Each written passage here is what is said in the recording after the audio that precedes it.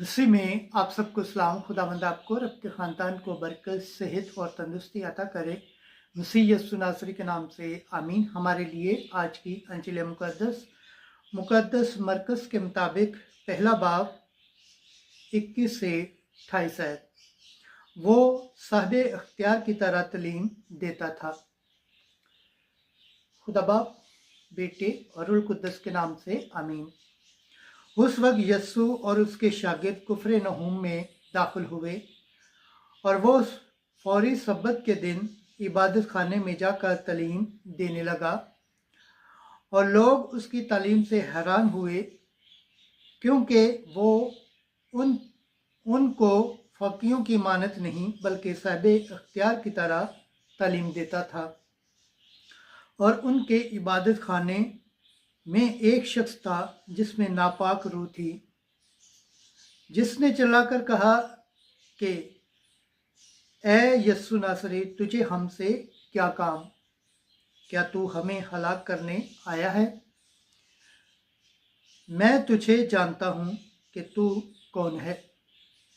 कद्दूस खुदा यस्सु ने उसे डांटा और कहा कि चुप रह और इसमें से निकल जा।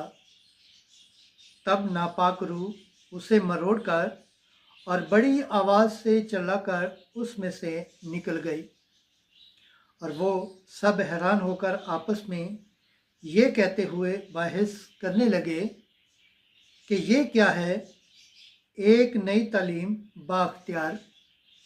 वो नापाक रूहों को भी हुक्म देता है और वो उसकी मानती हैं। फौरी उसकी शोहरत जलील के सारे इलाके में फैल गई। अंजील मुक़द्दस के सिला से हमारे गुनाह माफ़ किए जाएं। ऐ मसीह तेरी सताइश हो। खुदावंद के पाक कलाम पढ़े और सुन जाने पर खुदावंद की बरकत हो। खुदावंद का शुक्र हो। आमीन। खुदा बाप, बेटे और रूह कुद्दस के नाम से आमीन।